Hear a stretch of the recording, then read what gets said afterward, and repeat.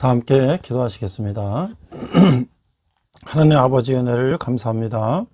벌써 12월도 중순으로 가고 있습니다. 날씨도 많이 추워지고 있는데 여러 가지 어려운 가운데 또 추위에 고생하는 사람들이 있습니다. 그들 찾아가서 위로해 주시고 그들이 형편이 나아질 수 있도록 인도하여 주시옵소서. 오늘도 우리가 온라인으로 예배합니다. 신령과 진정으로 예배하게 하시고 말씀 가운데 은혜가 있게 하시며 말씀으로 은혜받아 세상 가운데 승리하는 저희들 되게 하여 주시옵소서. 감사드리며 예수님 이름으로 기도했습니다. 아멘. 자, 오늘은 우리가 히브리서 두 번째 시간입니다. 살아 역사하시는 말씀의 능력이라는 제목으로 4장 12절에서 16절 말씀으로 은혜를 나누고자 합니다. 오늘도 자막을 보시면서 함께 성경을 읽고 같이 은혜를 나누도록 하겠습니다. 먼저 오늘 본문은요, 히브리서 4장 15절 16절입니다. 우리가 너무나 잘 알고 있는 말씀이죠. 제가 읽겠습니다. 4장 15절 우리에게 있는 대제사장은 우리의 연약함을 동정하지 못하실 리가 아니요 모든 일에 우리와 똑같이 시험을 받으신 이로되 죄는 없으시니라. 16절 그러므로 우리는 긍휼하심을 받고 때를 따라 돕는 은혜를 얻기 위하여 은혜의 보좌 앞에 담대히 나아갈 것이니라. 자, 우리가 이제 지난주부터 5번에 걸쳐서 히브리서를 우리가 묵상하고 나누고 있는데요. 우리는 히브리서를 어떻게 읽을 것인가? 지난번에 수신자와 이 로마에 있는 유대인들, 히브리인들의 상황들, 그 박해 가운데 그들이 다시 유대교로 돌아갈까?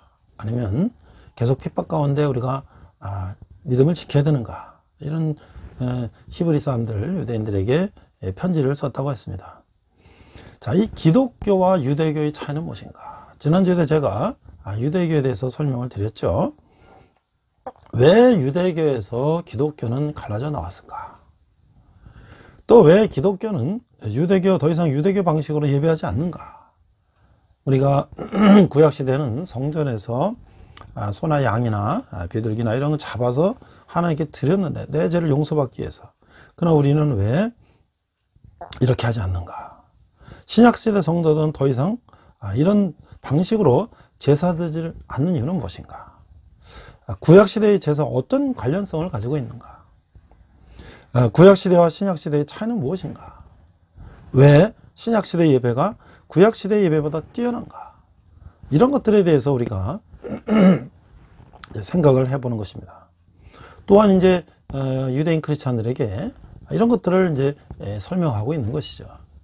자, 예수님이 제사장이요, 제물이요, 성전이란 말은 무슨 뜻인가? 그 모든 것은 구약시대의 제사와 모든 것은 예수님으로 귀결된다는 것은 무슨 뜻인가? 어떻게 예수님이 이러한 구약시대의 모든 제사 제도를 완성할 수 있단 말인가? 이런 중요한 물음에 대한 대답이 바로 히브리서라고 하는 것이죠. 예수님은 천사보다 뛰어나고 모세보다 뛰어난 분이시다. 우리가 앞에서 천사보다 뛰어나신 예수님. 또한 이제 4장 13절까지 가면 모세보다 뛰어나신 예수님. 유대인들은 모세나든지 물론 아브라함부터 모세 이 다 자기들의 조상들을 아주 훌륭하게 모시고 있는데 그보다 뛰어난 것이 바로 예수님이다. 자, 예수님의 대제사장직은 아론의 대제사장직보다 뛰어나다. 4장 14절에서 7장 28절까지 말씀을 나누고 있어요. 또 예수님이 드린 희생제사는 구약의 희생제사보다 뛰어나다. 8장에서 10장까지의 말씀이죠. 그러므로 신약시대의 신자들은 삶은 구약시대의 신자들의 삶보다 뛰어난 삶이어야 된다.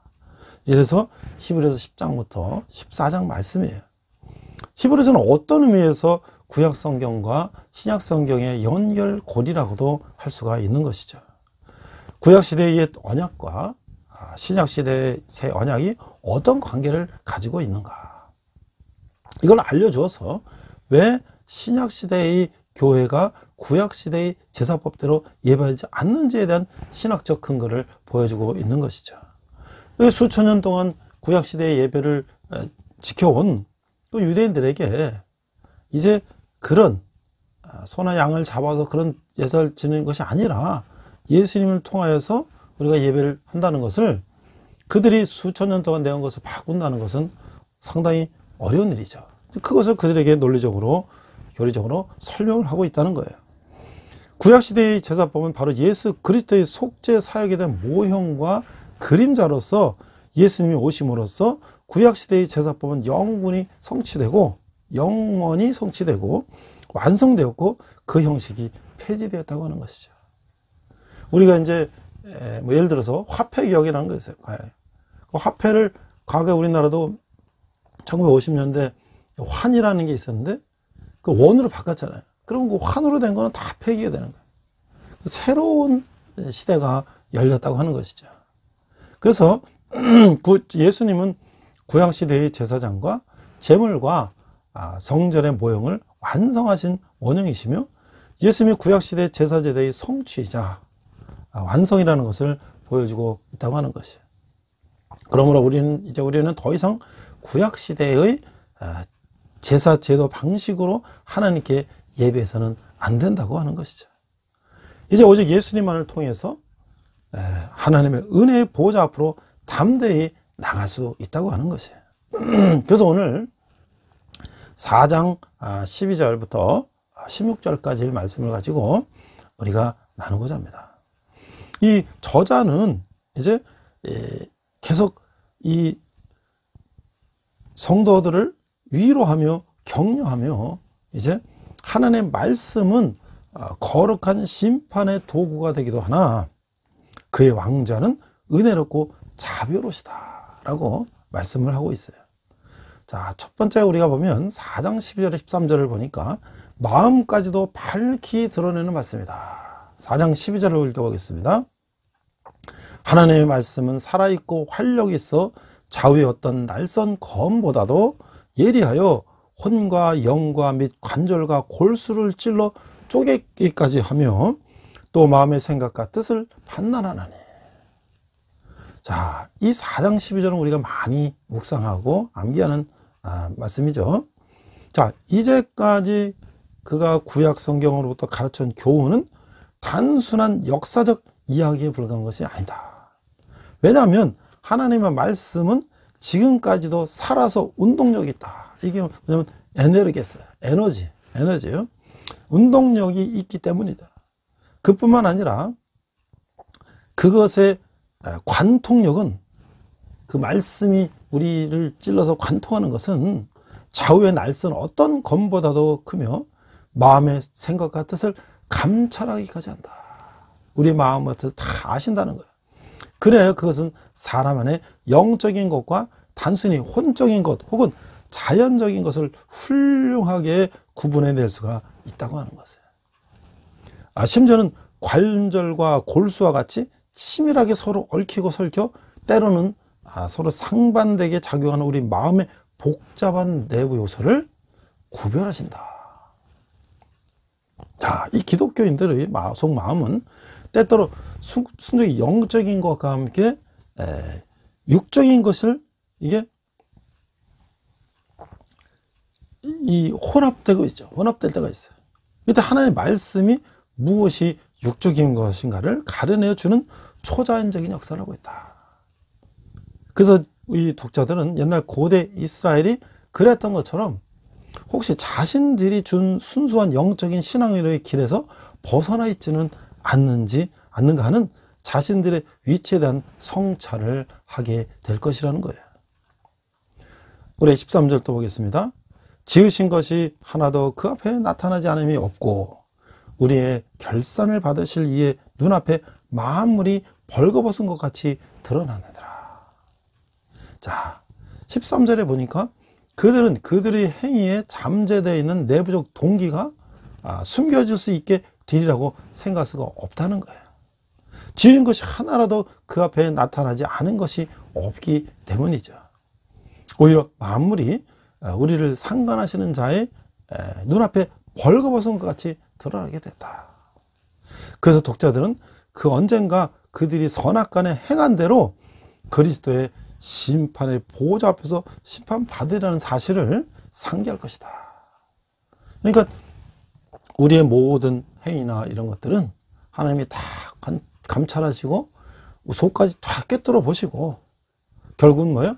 그리스도의 심판 보호자 앞에서 다 심판을 받는 것이다. 그러니까 우리의 모든 행위는 하나님께서 다 아신다. 그리고 그건 최후에 예수님께서 심판하신다. 그럼 우리 또 이 말씀을 가지고 우리가 묵상 질문을 한번 해보겠어요. 자, 하나님의 말씀은 어떤 속성이 있어요? 어떤 달성검보다도 우리 골수와 뭐 다 쪼개서 관통하신다. 우리 두 번째, 그걸 우리가 적용해 보면 하나님의 말씀이 살아있다는 있다는 것을 언제 어떻게 경험하나요? 우리가 언제든지 우리가 하나님의 말씀을 경험할 수 있는데, 특별히 우리가 어떤 위급한 상황이나 어떤 어려운 상황에 있을 때, 또 어떤 특별한 상황일 때 우리는 하나님의 말씀이 얼마나 능력 있고 우리 모든 것을 아신다는 것을 우리가 아는 그런 체험적인 신앙을 갖게 되죠.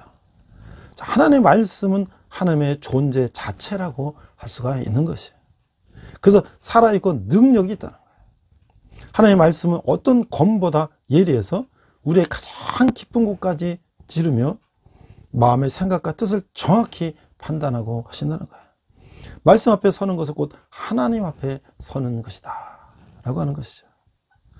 창조주 하나님이 지으신 모든 것을 꿰뚫어 보시기에 그 앞에서 우리는 벌거벗은 것처럼 속속들이 다 드러나게 된다는 것이에요.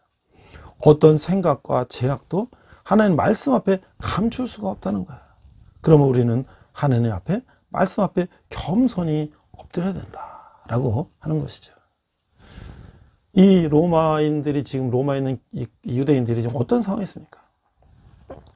네로 황제를 비롯한 약 300년간의 그 황제의 그 박해를 받고 그들이 죽음을 눈앞에 두고 있는데, 그럼에도 불구하고 그들이 하나님 말씀에 의지해요.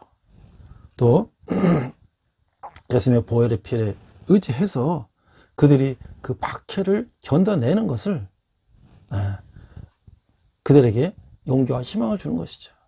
자, 그러면 그 로마의 박해라고 하는 것은 지금 2000년 전의 사건인데, 그럼 오늘날 현재 이런 정말 끔찍한 박해에 있는 크리스찬들은 어떻게 해야 될 것인가? 아니, 지금 뭐 우리가 무슨 박해가 있습니까? 물론 코로나가 있으니까 좀 박해가 있나요? 우리는 코로나라고 하는 이런 상황 속에서 상당히 지금 생업의 어려움과 또 여러 가지 이제 불편함과 또는 심지어는 이제 이 코로나에 이제 확진돼서 또 기저리 질환과 이렇게 해서 사망하는 경우까지 어려움 당하고 있죠. 전 세계적으로 참 어려운 상황입니다. 그러나 우리가 조금만 더 넓게 보면 이 한반도에 휴전선 불과 몇십 킬로 위에 우리 2200만 동포들은 지금 이러한 우리가 잘 살고 있는데도 불구하고 이 코로나로 상당히 어려움을 겪고 있는데, 그들은 정말 인간의 기본적인 어떤 권리조차도 누리지 못하고 사는 사람들이 있다는 거예요. 특별히 그 가운데서 북한의 정치범 수용소에서 기독교인들이 약 10만 명이 이제 그 안에 갇혀 있다는 거예요. 제가 성경적인 세계관이라고 하는 이런 과목을 학생들하고 같이 공부하는데, 여러 가지 이제 우리 크리스찬의 이제 이런 성경이 뭐예요, 기도가 뭐예요, 이제 교제가 뭐예요, 성령 충만이 뭐 쭉 이제 그걸 하나씩 이제 같이 나누는데, 제가 시험을 이기는 삶이라는 과에서 요독 수용소에 대해서 제가 짧은 영상을 보여주고 그걸 얘기를 했어요. 그럼 많은 젊은 사람들이, 학생들이 말로 들은 사람도 있고 말도 못 들은 사람도 있어요. 근데 그 실상을 이렇게 설명하니까 정말 저럴 수가 있는가? 오늘 제가 다시 한번 우리가 북한에 있는 이 기독교인들에 대한 실상을 한번 나눠보고, 그럼 그들은 무슨 희망을 가지고 그 환난을 겪어낼 수 있는가? 오직 예수 그리스도죠. 한번 제가 자료를 찾아서 한번 여러분들 함께 나누고자 합니다. 자, 북한의 국가안전보위부에서 운영하는 정치범 수용소의 숫자가 수감 인원이 정확하게 밝히지 않았지만 대략 5 내지 10개인데 약 20만 명이 수용되어 있다.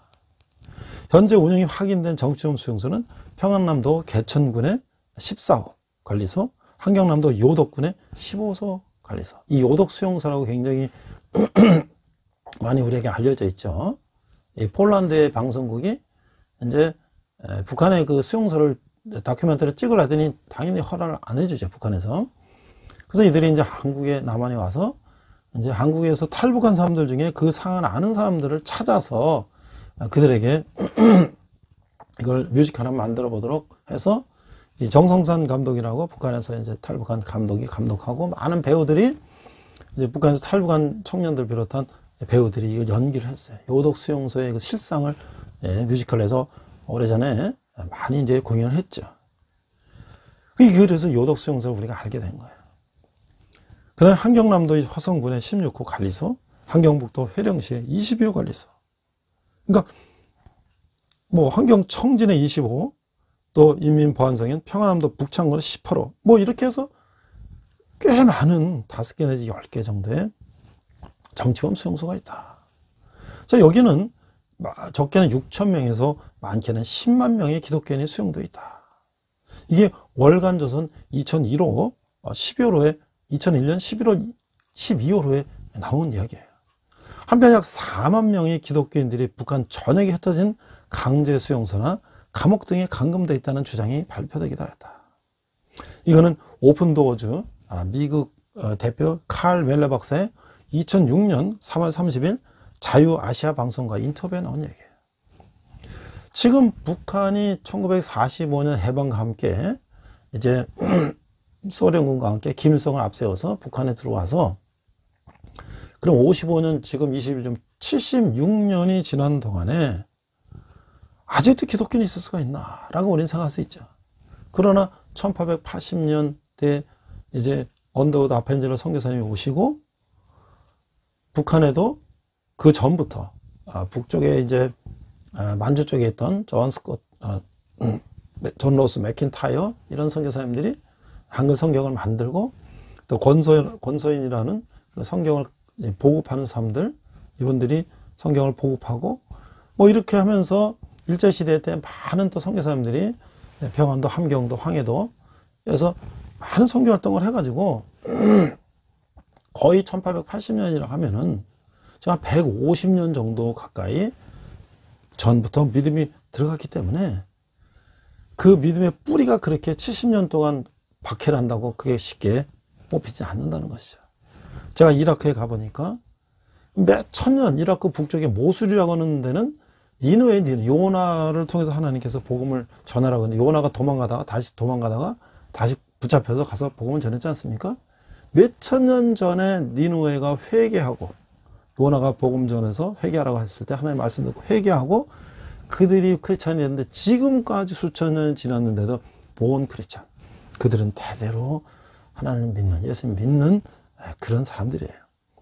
그런 거 보면은 북한이 결국 150년 전에 복음을 받아들였는데 70년 동안 박해를 지금 받고 있지만 그래도 그 안에 대대로 내는 크리스찬도 있다는 거예요. 저희 집안도 평안도에서 복음을 받은 집안인데 저희들 김일성한테 땅 다 뺏기고 저희 부모님 월남하셔가지고 제가 이 경기도에서 태어났지만 저 뿌리는 북한에 있죠. 우리도 믿음을 4대 5대째 지키고 있는 거예요. 자, 그리고 북한 인권단체인 북한 인권 기록 보존소는 2011년 4월 26일 탈북자 13,000명, 그 당시에 13,000명이 지금 한 3만 명이 넘죠.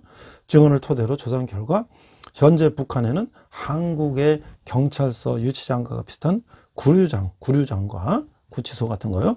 노동 단련대가 각기 210여 곳, 교화소가 223곳, 교양소가 5곳, 집결소가 27곳, 정치범 수용소 6곳 등이 운영되고 있다.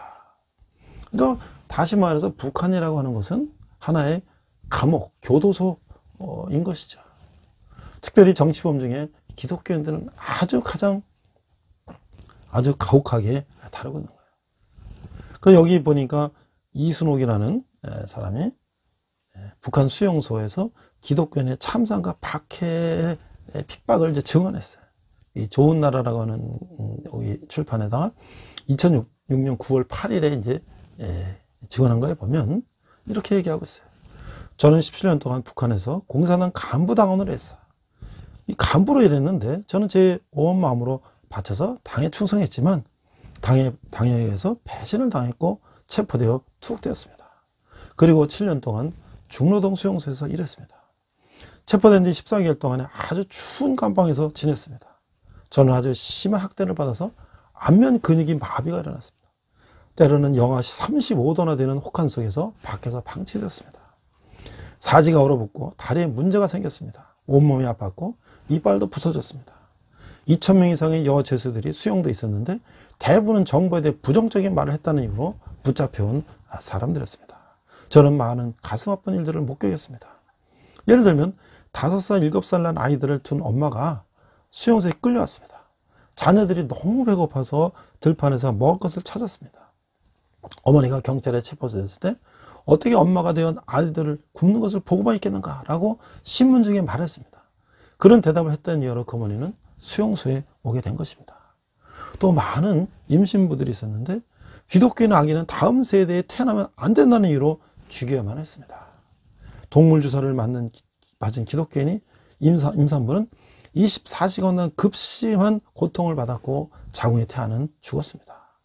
때로는 기독교인 아기가 태어날 때도 있는데 간수가 태어난 아기를 산모가 보는 앞에서 죽여버렸습니다. 7년 동안 수용소에 있는 중에 많은 사람들이 기독교를 믿는다는 이유로 투옥되는 것을 보았는데 북한에서 하나님을 믿는 것은 범죄 행위입니다. 저는 처음에 기독교인들이 정신 이상자라고 생각했습니다. 기독교인들은 언제나 무릎을 꿇고 쪼그리고 앉아야 했고 벽을 등지고 하늘을 벗어나면 안 된다는 이유로 땅바닥만 쳐다보게 했습니다. 그들에게는 음식도 거의 주지 않았고 더러운 물을 먹게 했습니다. 또 그들을 18시간이나 노동을 해야 했으며 그들의 몸은 뻘겋게 붓고 만신창이가 되었지만 수백 명의 기독교인들은 여전히 예수님을 믿었습니다. 그들은 고문을 당했지만 절대로 그들의 믿음을 부인하지 않았습니다. 이 지구상에서 북한만큼 기독교인들이 고난과 핍박을 받는 것은 없습니다. 기독교인들은 목숨을 다하는 마지막 순간에도 서로의 손을 굳게 잡고 찬송을 불렀습니다. 어떻게 그런 끔찍한 상황에서 기쁨의 찬송을 부를 수가 있는지 저는 이해할 수가 없었습니다. 간수들이 찬송 소리를 듣고 달려와서 그들의 얼굴을 곤봉으로 때렸습니다. 저는 그때 그 장면을 잊을 수가 없습니다. 간수들이 때리고 발로 차면서 기독교인들의 믿음을 거꾸로 했습니다. 악몽 같은 일입니다. 1992년 12월 하나님의 기적으로 저는 감옥에서 풀려났습니다. 아무도 그런 중로동 수용소에서 7년 동안 수감된 뒤에 살아서 나온 사람은 없었습니다. 수용소 당국은 제가 석방된다는 소식을 광장에 모인 6,000명의 수감자들에게 알렸습니다. 제 이름이 불려졌을 때 그 모든 죄수들이 저를 쳐다봤습니다. 기독교인들은 기도하는 자세를 취하며 저를 바라보았는데 그들의 눈은 이 자유는 당신만을 위한 것이 아닙니다. 우리들의 실상을 다른 사람들에게 알려주십시오. 라고 말하고 있었습니다. 그들은 한마디도 소리내어 입 밖으로 말할 수가 없었지만 그들의 눈은 모든 것을 말하고 있었습니다. 저는 그들의 눈빛을 결코 잊을 수가 없습니다. 그 안에서 보는 7년 동안 제가 보았던 수용소 안의 기독교인들은 그 고난 속에서도 주님을 부인하지 않았고 하나님을 굳게 믿었습니다. 그 하나님이 저를 살려주셨습니다.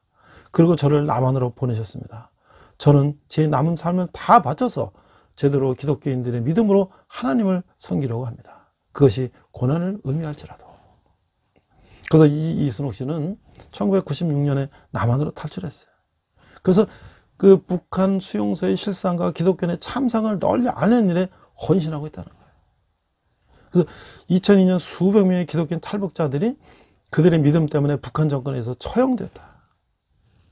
기독교인은 정치범으로 간주되고 최소한 40만 명의 북한 기독교인들이 비밀리에 예배를 드리는 것으로 알려져 있다고 하는 것이에요.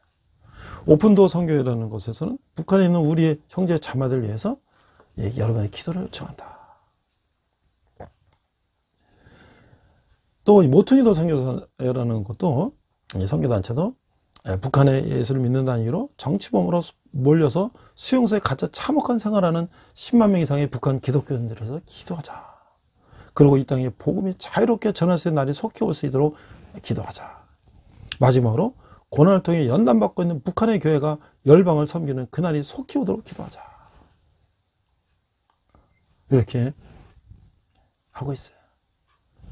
현 정부가 이 유엔에서 북한의 인권 문제들 개선하도록 권고하는 인권 그런 법안을 갖다가 상정하면 현 정부는 거기에 참여하지 않고 있어요.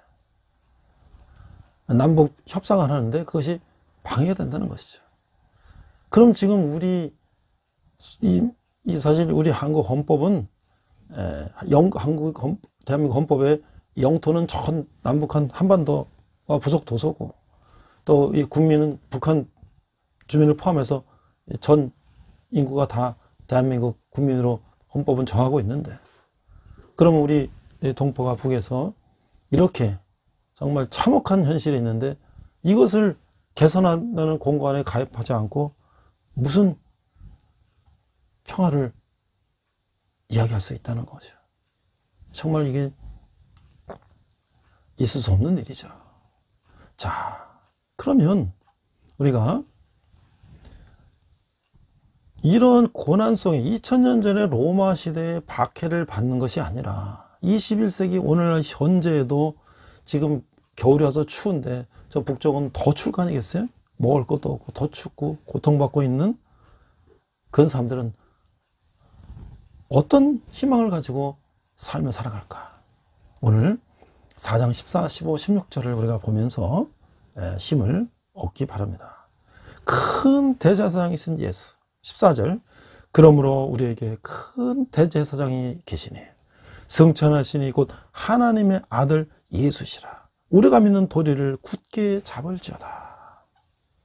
이때 이제 승천하신 믿는 이들의 대제사장을 굳게 믿으면 된다.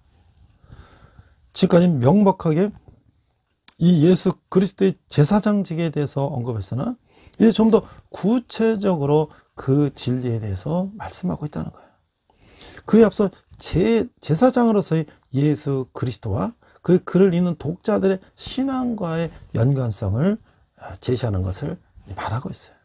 그들은 이제 그들의 구원에 필요한 모든 것을 제공해 주시는 대제사장으로서의 예수 그리스도를 알아야만 한다라고 말씀하고 있어요. 그러면 15절 그 대제사장 예수는 누구인가? 15절 읽어보겠습니다. 우리에게 있는 대제사장은 우리의 연약함을 동정하지 못하실 리가 아니요 모든 일에 우리와 함께 시험을 받으신 이로되 죄는 없느니라.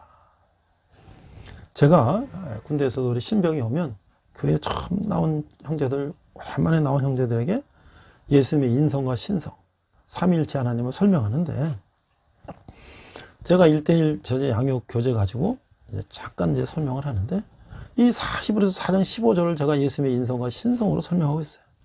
우리에게 있는 대제사장, 이거 예수님이에요. 히브리 사람들에게 이렇게 표현해야지 그들이 이제 예수님을 더 확실히 알 테니까 이 예수님은 우리의 연약함을 동정하지 못하실 리가 아니요. 부정이에요, 부정. 우리의 연약함을 동정하신단 말이죠. 모든 일에 우리가 똑같이 시험을 받으셨다. 어떻게 십자가에서 피를 흘리시고 돌아가신 것까지 우리가 똑같이 시험을 받으셨다. 그럼 뭐야? 이분은 우리 인간과 똑같은 인성을 가지신 분이죠. 우리의 어려움을 다 직접 몸소 체험하셨죠. 그런데 죄는 없으시다. 우리 인간은 다 죄가 있잖아요. 그런데 죄가 없다면 그 인간을 해야죠. 그는 누구의 신이시다는 거예요. 그래서 이 앞부분 인성과 뒷부분 신성을 겸한 분이시다. 여기서 중요한 건 뭐냐면 그 예수님께서 우리의 그 고통을 다 체험하신 분이다.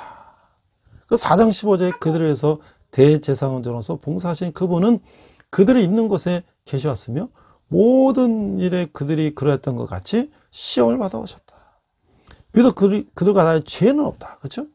그 유혹에 걸려 넘어가는 일은 없으시나 한 인간으로서의 그분은 그것들의 실체를 느끼셨다는 것이죠. 그러면 그분은 그들과 우리의 연약함을 체험하셨다. 직접 몸으로 느끼셨다는 거예요. 시험을 끝까지 견뎌온 그분만이 온전한 그것의 힘을 알 수 있다는 것이죠. 이렇게 역설적인 의미에서 죄 없인 그분이 단 어떤 죄인보다도 더욱 그 동료 죄인들을 이해할 수가 있다고 하는 것이에요. 16절. 그러면 우리는 국률하심을 받고 때를 따라 돕는 은혜를 얻기 위하여 은혜의 보좌 앞에 담대히 나갈 것이라. 그래서 이 대제사장이 계심으로 이제 담대하게 은혜의 보좌로 나가야 한다는 것이죠. 이 아름답고 극적고 이 아름다운 표현들이 가득 찬 이 서신 중에서 그 은혜의 보좌라는 표현만큼 뛰어난 것은 많지 않다고 하는 것이에요. 하나님의 임재를 나타내는 이 개념은 세상에 지킨 기독교인들이 어느 때고 다 갈 수 있는 그분의 자비함도 나타내면서 동시에 그분의 주권도 의미하고 있다는 것이에요. 그러므로 이제 기독교인들은 그들이 하나님과 만났을 때 긍휼하심을 받고 때를 따라 돕는 은혜를 얻게 된다고 하는 것이죠. 우리 질문하겠습니다. 우리가 하나님의 은혜의 보좌 앞에 담대히 나갈 수 있는 이유는 무엇일까요? 하나님의 자녀이기 때문에. 그렇죠? 우리 또 적용 질문해 볼까요? 예수님이 인간의 연약함을 동정하신다는 건 내게 어떤 일을 주나요? 십자가에서 골고다 십자가에서 우리 죄를 대신해서 십자가에 피를 흘리신 분이 우리 지금 받는 고통을 다 알고 계시다는 거예요. 우리는 춥고 사업이 어렵고 여러 가지 병마에 이렇게 시달리고 있는 우리 어려움뿐만 아니라 저 북한에서 정말 인간으로서의 살 수 없는 인간 이하, 짐승만도 못한 그런 박해를 받고 있는 기독교인들에게도 예수님은 똑같이 그들의 고통을 알고 계시기 때문에 우리가 은혜의 보좌 앞에 담대히 나가면 예수님께서 우리를 위로하시고 우리에게 힘을 주신다고 하는 것이죠. 하나님 만물을 밝게 드러내시기에 그분과 인간 사이의 중재자가 필요하다는 거예요. 거룩하신 하나님 앞에 벌거벗어 드러나는 죄인의 허물을 가려줄 존재가 필요하다고 하는 것이죠. 하나님과 우리 사이의 온전한 중재자는 대제사장은 바로 하나님의 아들 예수 그리스도라고 하는 것이죠. 그분은 구약시대 대제사장보다 더 우월한 큰 제사장이라고 하는 거예요. 그분은 구약시대 대제사장보다 더 우월한 큰 대제사장이라고 하는 것이에요. 그분은 하나님의 아들이시만 인간이 되셔서 우리와 똑같이 시험을 받으셨기 때문에 우리의 연약함과 부끄러움을 잘 아시며 불쌍히 여기신다고 하는 것이죠. 그 연약한 우리를 하나님 앞에서 변해 주신다는 거예요. 죄인 우리 죄 없는 중재자 예수님을 의지해 담대히 은혜의 보좌 앞에 나갈 수가 있고 때로는 적절하게 도우시는 하나님의 은혜를 구할 수가 있다고 하는 것이에요. 그러므로 우리는 믿는 도리 즉 하나님의 아들이면서 대제사장으로는 예수님을 날마다 굳게 잡고 의지해야 한다는 것이죠. 그래서 이제 이 북한에 있는 동포들을 구출해내기 위해서 많은 사람들이 노력하고 있죠.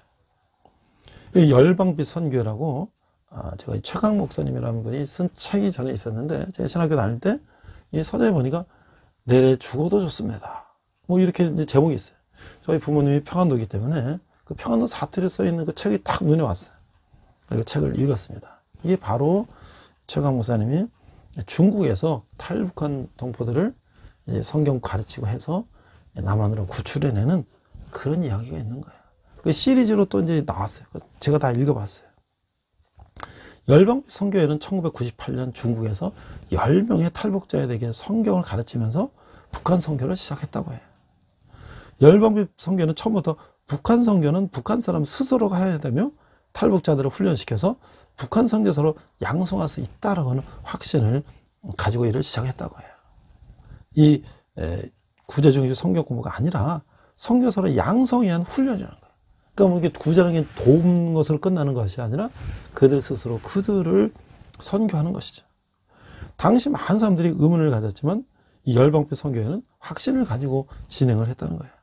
1년 동안 10명의 북한 형제들에게 성경 통독 100도 훈련시키면서 강도 높은 선교사 훈련을 진행했다는 거예요. 확신했던 대로 탈북자들은 북한 선교사로 활동하기 시작했다는 거예요. 제가 책을 읽어보니까 북한에서 탈북한 사람들이 갈 데 없으니 그 사람들을 모아서 어떤 집에서 말이죠. 매일 성경을 읽고 하는데 하루 이틀도 아니고 1년이 걸릴지 6개월 걸릴지 그게 그 사람들이 그게 적응이 되겠어요. 싸우고 뭐 별일이 다 일어나죠. 그러나 하루하루 달라진다는 거예요. 달라져. 그래서 그들이 놀라운 일이 일어났어요. 북한 사람들 스스로 진행하는 선교 활동에 주님의 역사가 강하게 나타나기 시작했어요. 이렇게 양성된 북한 선교사들이 속에서는 17명의 순교자가 배출되었다. 그러니까 북한에 가서 잡혀가지고 순교했다는 것이죠. 350명의 탈북자들의 복음을 듣게 되었고, 이 중에서 200명의 탈북자들이 주님을 영접했고 70명의 탈북자들이 선교사로 헌신하고 활동을 했다는 거예요. 이 중 7명의 북한 선교사들이 남한에 입국하여 정규 신학과정을 이수하고 현재 목회 활동을 하고 있다. 이 탈북자들에게 복음을 전하는 일에 북한 출신 선교사들이 활동을 시작하자 남한 출신 선교사들이 하기 힘든 일들을 그들에는 쉬운 일이 되어갖고 짧은 시간 안에 놀라운 열매들이 나타나기 시작했다. 2011년까지 열방교 선교회는 이런 방식으로 중국에서 북한 선교를 진행하였고 많은 성과를 얻었다. 그래서 그러다 중국 탈북자 사회와 남한 탈북자 사회의 변화로 인하여 이제는 북한 선교의 중심 무대가 북한이 아니라 남한이라고 판단하고 2011년 8월부터 남한에서 북한 선교를 시작했다. 그래서 이제 온수동의 20평 자택에서 황금종교회라는 간판을 달고 탕부민 선교를 시작했다. 그래서 이제 이들이 점점 인원이 많아지니까 영등포에다가 이제 60평 규모의 성전을 만들었지만 또 막 이제 탈북자 성자분들이 몰려드니까 이제 더 큰 성전을 이제 예비하기 위해서 장소를 땅을 이제 물색하고 또 이 성경 통독 백독학교를 계속 진행하고 있다는 거야.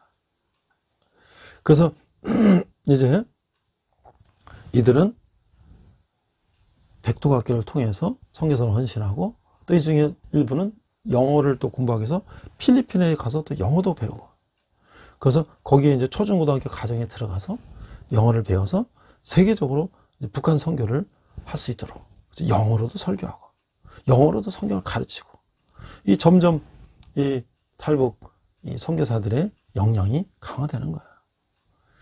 그래서 이제 현재 정부에서 21세 이상 청년만 임대주택 주기 때문에 그 청소년들이 갈 곳이 없다는 거야. 그 밑에 어린 청소년들이.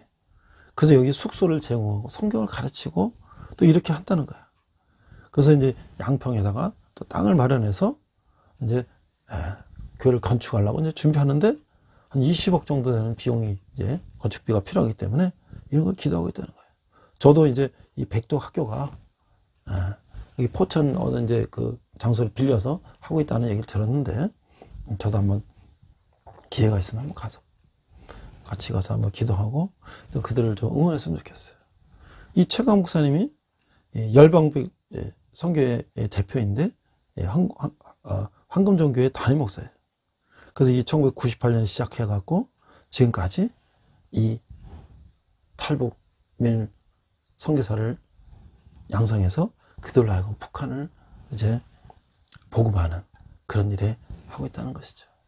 이게 다 어떤 생각을 가지고 하는 건가요? 우리에겐 대제사장은 우리가 겪는 이 고통과 이 핍박과 어려움을 다 몸소 십자가에서 체험하셨기 때문에 우리 모든 걸 아신단 말이죠. 또 우리는 대제사장이신 예수 그리스도의 은혜의 보좌 앞에 담대히 나아가기만 하면 우리에게 능력을 주신다고 하는 거예요. 이 로마가 그렇게 전 세계를 지배했던 그 강력한 로마가 이 그리스도 예수 믿는 사람들을 핍박하고 그들을 처형하고 사자의 밥이 되게 하고 길거리에다 그 매달아서 불을 밝히는 가로등으로 그렇게 핍박을 했지만 결국 그들도 예수님 앞에 무릎 꿇고 그들이 복음을 받아들인 것처럼 이 북한이 아무리 자기 정권을 유지하기 위해서 기독교인을 탄압하고 박해를 해도 결국은 그 악의 무리는 무너질 거라는 것이에요. 그래서 우리는 오늘도 이 추운 겨울 정말 짐승만도 못한 대접을 받고 있는 저 북한 동포들이 예수 그리스도 보좌에 담대히 나가며 그들이 해방될 그날까지 그들이 이겨낼 것을 우리는 함께 기도해야 할 것입니다. 우리 함께 기도하겠습니다. 하나님 아버지 은혜를 감사합니다.